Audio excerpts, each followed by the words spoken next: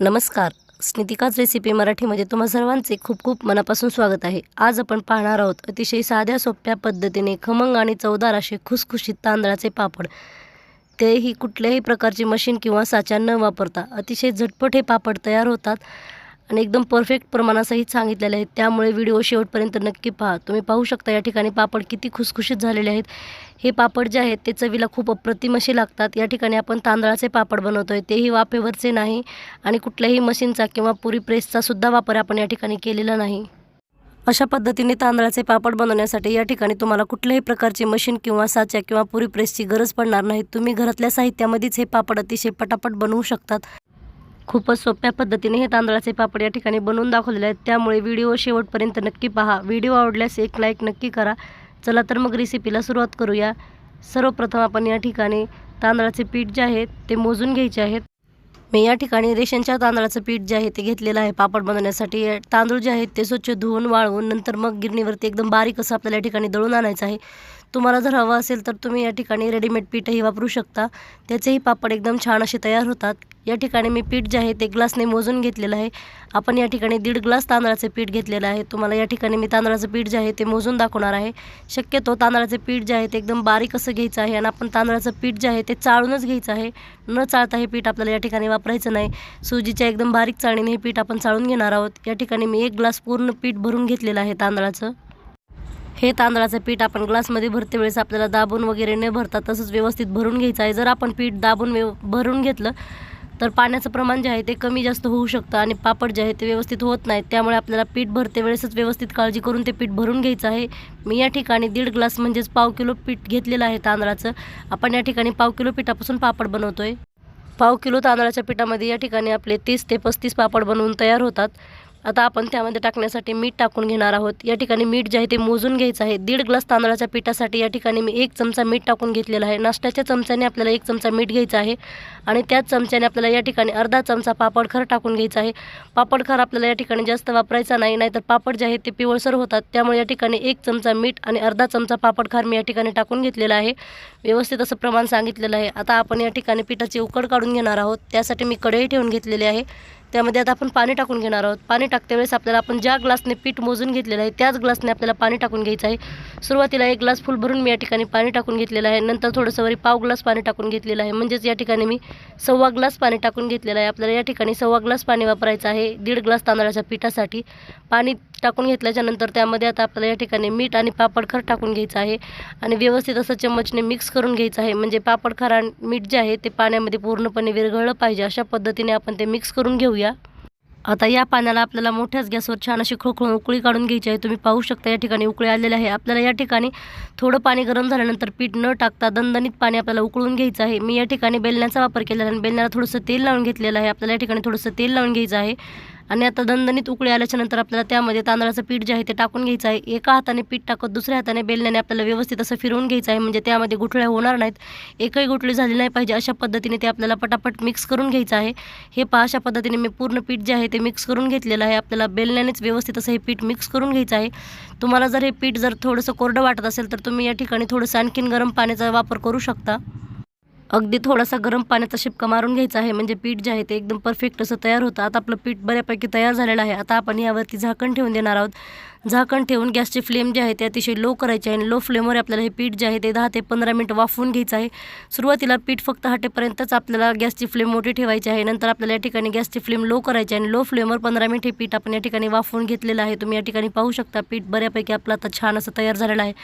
बरोबर 15 मिनिट झाल्याच्या नंतर आपलं पीठ जे आहे ते छान असं वाफलं जातं. तुम्ही या ठिकाणी पाहू शकता किती पांढरशुभ्र आपलं पीठ जे आहे तयार झालेलं आहे. आता आपण हे पीठ एका प्लेटमध्ये काढून ग्लासच्या साहाय्याने व्यवस्थित असं मळून घेणार आहोत. हे पीठ अतिशय गरम आहे, गरम आहे तोपर्यंतच आपल्याला छान असं मळून घ्यायचं आहे.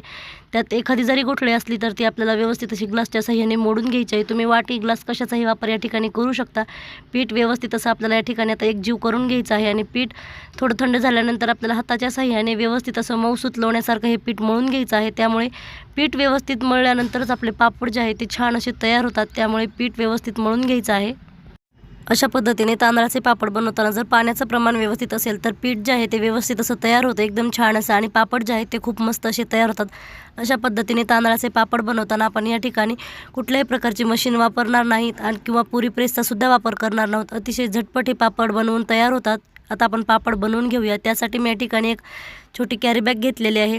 तुम्ही या ठिकाणी मिठाची किंवा कशाची, चिप्सची, कशाचीही तुम्ही या ठिकाणी कॅरी बॅग वापरू शकता।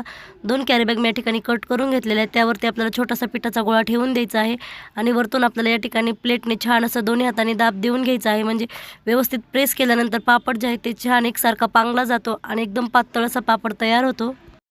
आता तुम्ही या ठिकाणी पाहू शकता किती छान सुंदर आणि सुरेख आपला बिना मशीनचा एकदम पातळ असा तांदळाचा पापड या ठिकाणी तयार झालेला आहे। अतिशय गोल गरगरीत फक्त घरातल्या प्लेटपासून आपण अशा पद्धतीने पापड बनवलेले आहेत। सर्व पापड मी या ठिकाणी बनवून वाळायला घातलेले आहेत। सर्व पापड मी या ठिकाणी खाली बेडशीट टाकून नंतर वरी कॅरी बॅगवर वाळवून घेतलेले आहेत। अशाच पद्धतीने आपण या ठिकाणी सर्व पापड जे आहेत ते पूर्ण 1 दिवस उन्हामध्ये वाळवून घेतलेले आहेत। तुम्ही पाहू शकता मी या ठिकाणी तुम्हाला दुसऱ्या दिवशी सकाळी पापड दाखवते।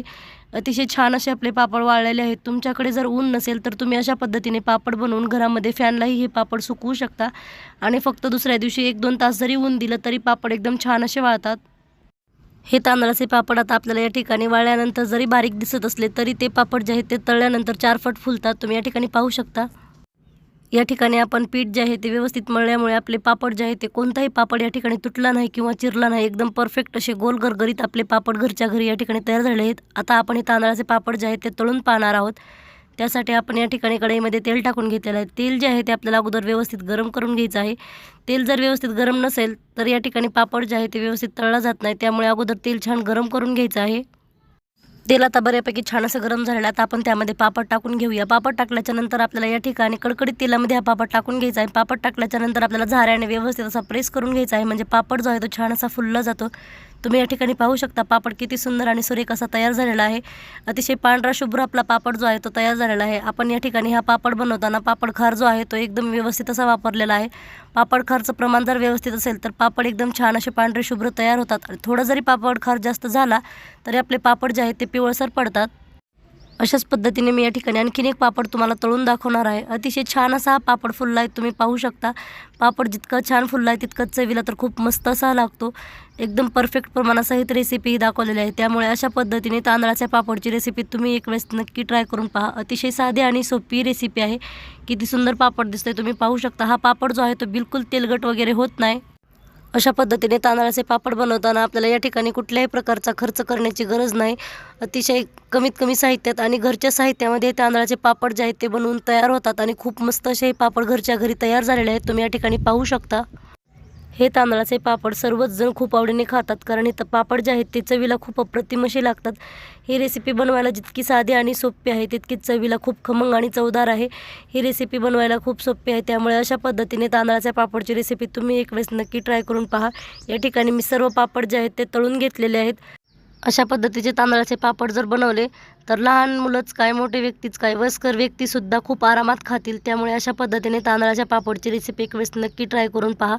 हे पापड जे आहेत ते आता मी तुम्हाला तोडून दाखवते। अतिशय खुसखुशीत असे हे पापड तयार झालेले आहेत आणि अजिबातच तेलकट वगैरे झालेले नाही। तुम्ही पाहू शकता हे पापड जे आहे ते पटकन असे तुटले जातात आणि एकदम खुसखुशीत तोंडात टाकताच हे पापड विरघळले जातात।